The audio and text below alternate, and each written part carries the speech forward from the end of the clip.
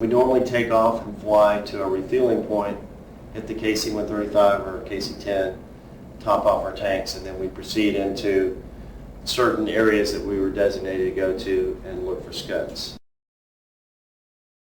Our call sign was Honcho 23.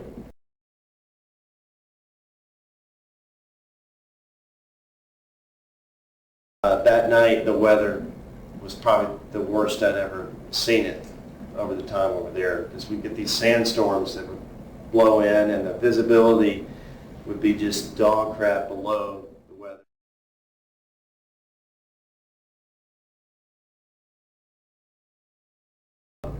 When we stepped to fly that night, we're just going, man, we're not going to do anything. We're just going to be drilling holes in the sky. So you're just kind of, you're not totally relaxed, but you're like, this is going to be totally boredom. Why are we even going?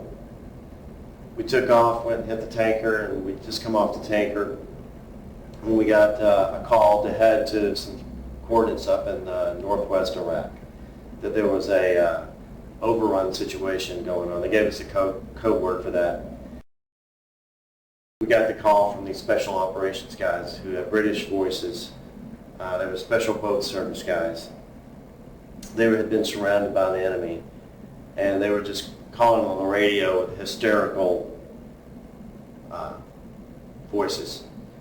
The guys are screaming on the radio. He's calling it fast air, which is a term they use over there in the UK. We don't, but I knew what they meant. He's just saying, fast air, fast air, fast air. We need your help. We're completely surrounded.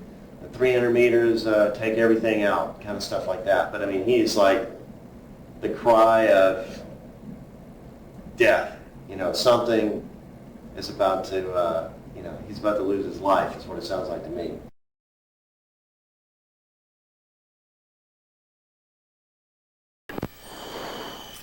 VADER Honcho 23, we're 8 miles out from those coordinates. 05, roger that. It's spoon right. We have got them totally around us within 300 meters. Slow bomb when you're in location. Okay, clear trail to go down lower. Speed, over.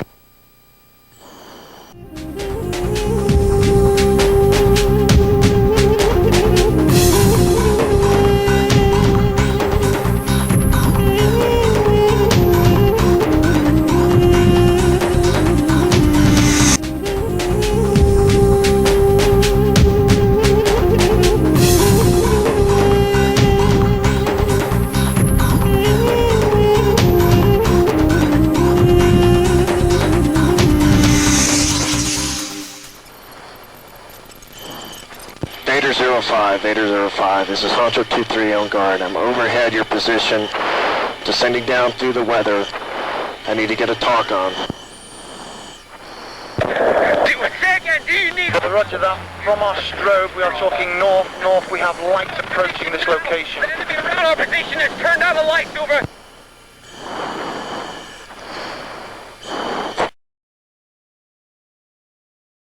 From the north, can you confirm? Fast there. The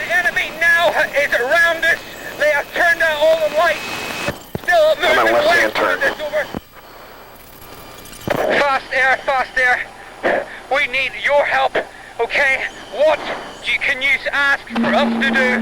Do you want us to put a strobe on everything around us within 300 meters, totally and utterly destroy? We are surrounded. They have taken all lights out. In this situation, I'm going, we got to go down and help these guys.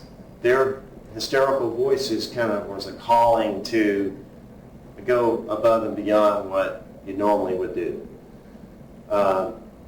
We were above the weather in the low 20s, so we're in the clear, so we can see each other. There's no problem. Life is good down there in this hazy milk bowl cloud mess.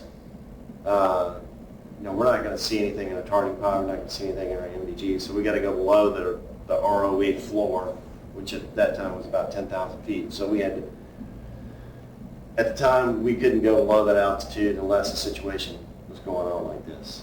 And it had to be that, otherwise you would get grounded basically from our commander for going below 10,000 feet. So we started heading down below 10,000 feet. I put my wingman back in what we call a fighting wing kind of wedge position. He can't see me that well, but he's using the Datalink to be able to keep track of me and not have to use his radar, because if he locks me up with his radar now, he's trashing my radar warning receiver. Guys, the biggest problem that night for me was spatial disorientation, because you're trying to fly VFR and IFR conditions, and we broke out about 12,000 feet, and you'd be back in it, and we're down about 7,000 to 8,000 feet in and out of the clouds. But below the clouds you can see the ground, but it's just completely just a green mess because of all the sandstorm and all the haze. And there's no, with NVGs you got to have illumination. You got to have either lights or you got to have the moon. The moon almost looks like the sun with NVGs because it lights up the ground. It was just one big mess. And so my wingman was having the same problem. He's got to keep track of me and try to listen for the radio calls where the guy's trying to talk us onto his position, which is nothing on the ground for him to do. So we just got his coordinates. So we're circling around his position, and you're looking out with your NVGs, and then you're having to look back in at your head-up display, and then you get reflections in the cockpit, so your eyes are constantly having to adjust. So I turned all my lights off. I turned down my multifunction displays, and I just had the one light dimly lit on my attitude indicator, because I knew that was my one and only source of attitude information. All we can see is lights and north. Altitude.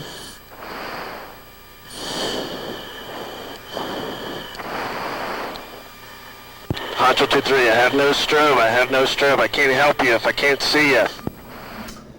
I'm constantly trying to circle around, getting frustrated. The guy is still calling hysterically for help for us.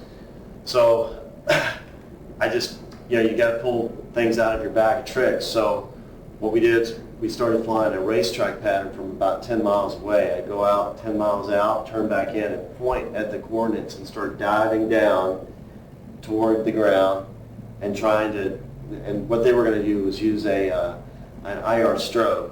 An IR strobe is it's like, it could be like a small flashlight that puts on an IR light, and he can wave it in the air and it'll look like a rope going through the air with your NVGs.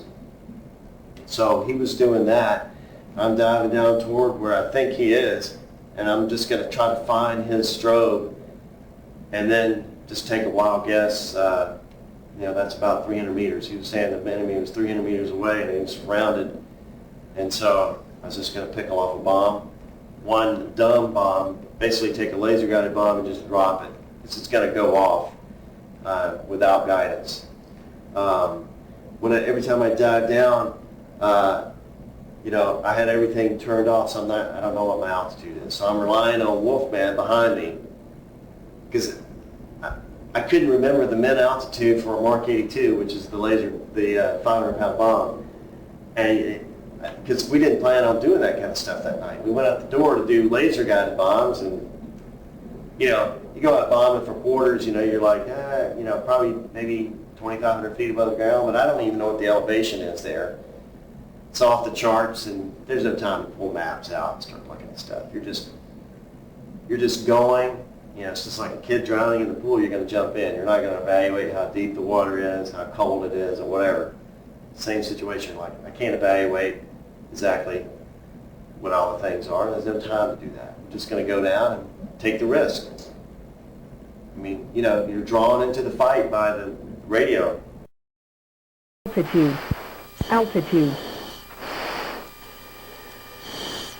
Jim at 10,000 feet above. Lights on, strobe lights on. Disregard. You press up, I'm keeping an eye on you. Altitude. Altitude. Okay, turn your strobe on now. Strobe on now. Our strobe is on for our position. Altitude. Altitude. Altitude. I'm not seeing anything. Turn it on. Transmitting on guard. You got a sprint in progress on guard. Turn your strobe on.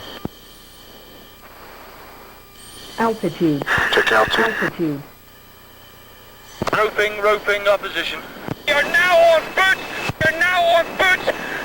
We have got a strobe. Okay, we have got a strobe on our position. Take everything. 05, cancel my last. We're in dead ground now. We cannot see the target.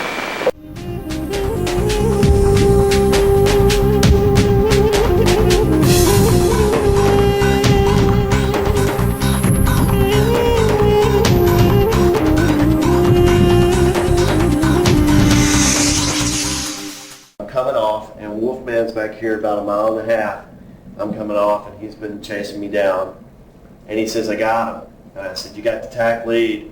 And I checked down off his right wing, and he confirms and rolls in and drops a bomb out in the middle of nowhere, near where these guys were.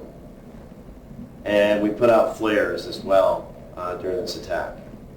Well, the folks back at the base looked at his tapes like he was a criminal almost.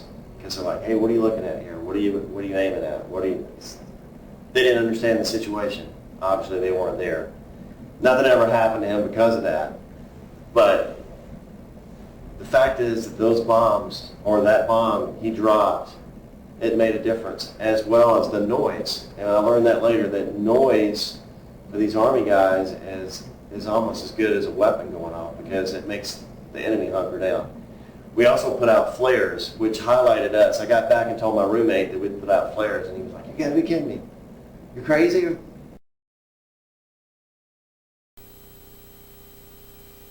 One bomb away, we're covering.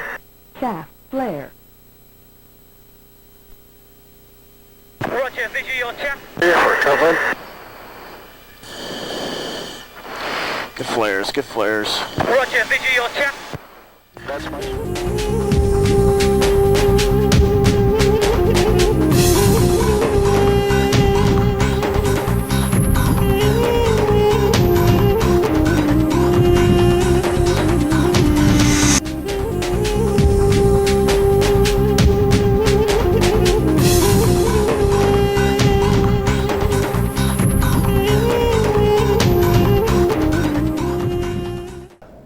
Single-seat, single-engine jet, you know, flying NVGs at night, and it's just you and your wingman out there in the middle of freaking nowhere, Iraq.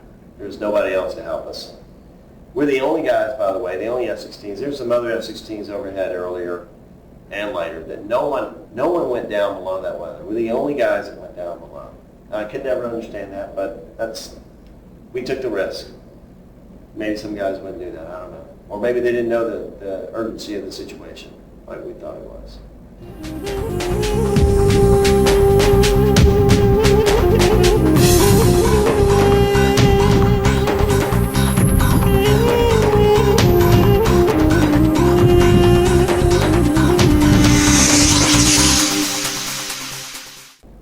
I was very blessed. I was awarded the Distinguished Flying Cross with the VADER device, but I give God the credit for being there protecting us, and I give my wingman a lot of credit for just hanging on and crappy weather and being the best wingman I could ever ask for. If I had to go in combat ever again, that's who I want on my wing.